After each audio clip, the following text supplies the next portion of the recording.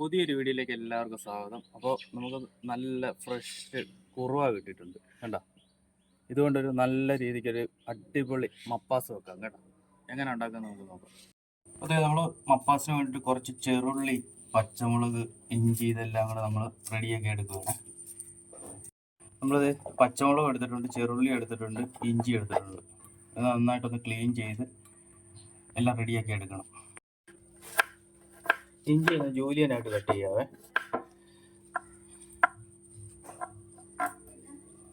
ഈ പരുവത്തിന് കട്ട് ചെയ്തെടുക്കണം.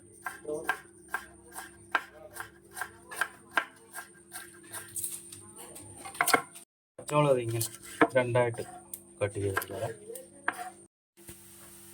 ഇപ്പം ചെറുള്ളി നമുക്ക് ചെറുതായിട്ട് ഇങ്ങനെ കട്ട് ചെയ്തെടുക്കാം.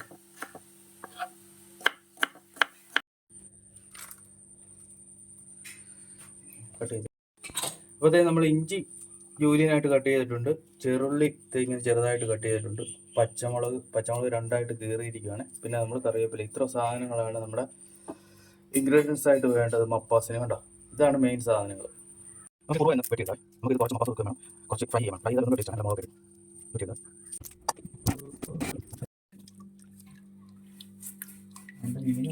അപ്പോൾ അത് എണ്ണ ചൂടായിട്ടുണ്ട്. നമുക്ക് ആദ്യം കടുക് ഇട്ട് കൊടുക്കാവേ. കടുക് നന്നായിട്ട് പൊട്ടിക്കഴിയുമ്പോൾ ഉണ്ടല്ലോ, നമുക്ക് എടുത്തു വെച്ചേക്കുന്ന പച്ചമുളക്, ചെറുള്ളി ഇതെല്ലാം കൂടി ഇട്ട് കൊടുക്കാവേ. ഉണക്കമുളകുണ്ട്, ചെറുള്ളി എടുത്ത് ഇടുകയാണ്. അതിൻ്റെ കൂടെ തന്നെ ഇഞ്ചി ഇതെല്ലാം കൂടെ നന്നായിട്ടൊന്ന് വാട്ടിയെടുക്കണം. കൂടെ കറിവേപ്പിലയും കൂടി ഇടുകയാണ്. നന്നായിട്ടൊന്ന് വാടണം. നമ്മളിന്ന് അടുപ്പിലാണ് ഉണ്ടാക്കുന്നത്. നന്നായിട്ട് വാടട്ടെ. നമ്മൾ ഈ അടുപ്പ് വെച്ചേക്കുന്ന കാരണം പെട്ടെന്ന് ഇത് നന്നായിട്ട് വാടി കിട്ടിയിട്ടുണ്ട്. നന്നായിട്ടൊന്ന് വാടട്ടെ. പച്ചമുളക് നമ്മൾ ശകലം കൂടുതൽ ഇട്ടിട്ടുണ്ട്, അല്പം എരിവാണല്ലോ. അതിൻ്റെ നല്ല ഈ മപ്പാസിന് ശകലം എരിവുണ്ടെങ്കിൽ ടേസ്റ്റ് ഉണ്ട്. അതുകൊണ്ട് പച്ചമുളക് ഒരല്പം കൂടുതൽ ഇട്ടിട്ടുണ്ട് കേട്ടോ.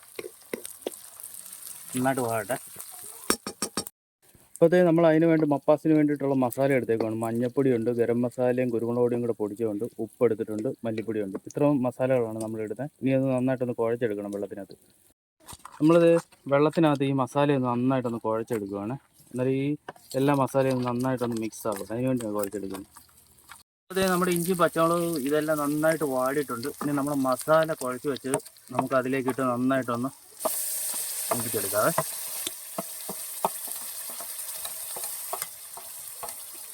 നന്നായിട്ടൊന്ന് മൂക്കട്ടെ ഇനി കിടന്ന് മസാല നമ്മുടെ ഇതെല്ലാം കൂടെ. ഉപ്പും ഇതെല്ലാം ഇതിനകത്ത് നമ്മൾ ചേർത്തിട്ടുണ്ട് മസാലയ്ക്കകത്ത്. ഇനി ഇതിൻ്റെ പച്ചമണം ഒന്ന് വാടുന്നിടം വരെ ഇതൊന്ന് നന്നായിട്ടൊന്ന് വാട്ടിയെടുക്കാം. നന്നായിട്ടൊന്ന് കിടന്ന് മൂക്കട്ടെ. മസാലയൊന്ന് നന്നായിട്ട് വാടട്ടെ. അതിന് ശേഷം നമുക്ക് മൂന്നാം പാൽ ഒഴിച്ചിട്ടൊന്ന് തിളപ്പിക്കണം. നന്നായിട്ടൊന്ന് ഇതിൻ്റെ പച്ചമണമൊക്കെ ഒന്ന് മാറിയൊന്ന് വരട്ടെ. എന്നിട്ട് നമുക്ക് പാലൊഴിച്ച് കൊടുക്കാം. നമ്മൾ കുറുവ നല്ല വൃത്തിയാക്കി എടുത്തിട്ടുണ്ട്. ഒന്ന് നമുക്കൊന്ന് വരഞ്ഞെടുക്കാവേ. എന്നിട്ട് മസാല വരട്ടി ഒന്ന് ഫ്രൈ ചെയ്തെടുക്കണം. നമ്മൾ ഈ കുറുവ ഒന്ന് നന്നായിട്ടൊന്ന് മസാല വരട്ടി ഫ്രൈ ചെയ്യാനായിട്ട് വെക്കുവാണേ. നന്നായിട്ട് മസാല ഒന്ന് വരട്ടിയിട്ട് നമുക്ക് ഫ്രൈ ചെയ്തെടുക്കാം കേട്ടോ. നമ്മൾ മീൻ വറുക്കുന്ന കണക്കുള്ള മസാല വരട്ടിയിട്ടാണ് ഫ്രൈ ചെയ്യുന്നത്. നമ്മളിത് കുറുവയെ നന്നായിട്ട് മസാല വരട്ടി വെച്ചിട്ടുണ്ട്. ഇനി ഒന്ന് നമുക്കൊന്ന് ഫ്രൈ ചെയ്തെടുക്കാം. അപ്പം നമുക്ക് ഈ മീനൊന്ന് വറുത്തെടുക്കാവേ.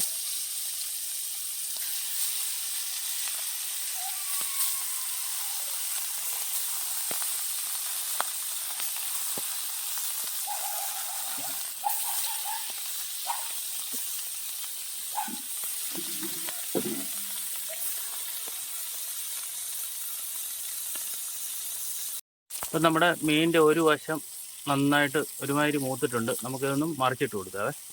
നമ്മുടെ ഫിഷ് നമുക്കൊന്ന് തിരിച്ചിട്ട് കൊടുക്കാവേ.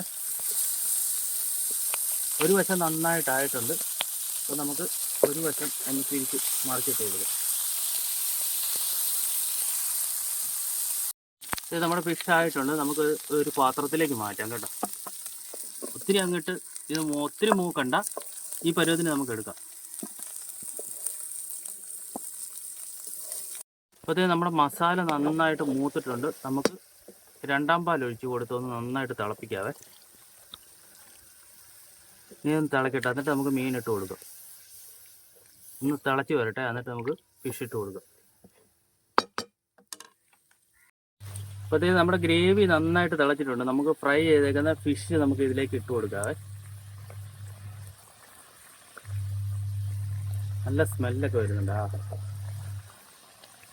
ഇത് ചൂട് ചോറിൻ്റെ കൂടെ കഴിക്കാനുണ്ടല്ലോ, ഏറ്റവും സൂപ്പർ സാധനം. ഇത് ഈ രണ്ടാം പാല് കിടന്നൊന്ന് പറ്റിയതിന് ശേഷം നമുക്ക് ഒന്നാം പാൽ ഒഴിച്ച് ഫിനിഷ് ചെയ്യാതെ പറ്റട്ടെ.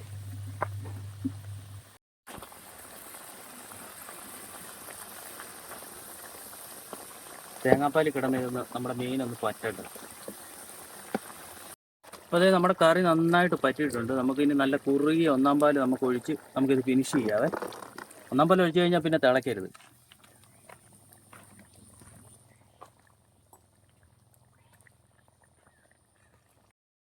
അപ്പോൾ അതേ നമ്മുടെ മപ്പാസും ചപ്പാത്തിയും കൂടെ നമുക്ക് രാവിലെ ബ്രേക്ക്ഫാസ്റ്റിന് ഒരു പിടുത്തം അങ്ങ് പിടിക്കാവേ.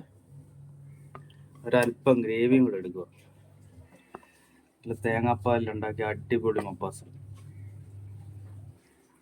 നമുക്കൊന്ന് കഴിക്കാവേ. അപ്പോൾ അതെ നമ്മൾ ചപ്പാത്തിയും നമ്മുടെ കുറുവ മപ്പാസും കൂടെ എടുത്തിട്ടുണ്ട്. ഒന്ന് ടേസ്റ്റ് ചെയ്ത് നോക്കാം.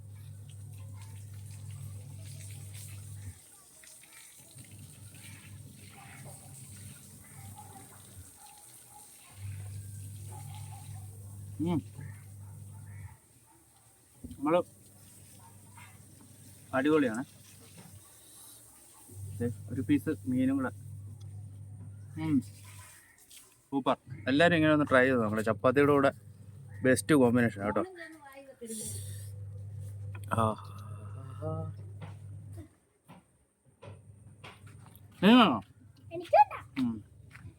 ഓക്കെ.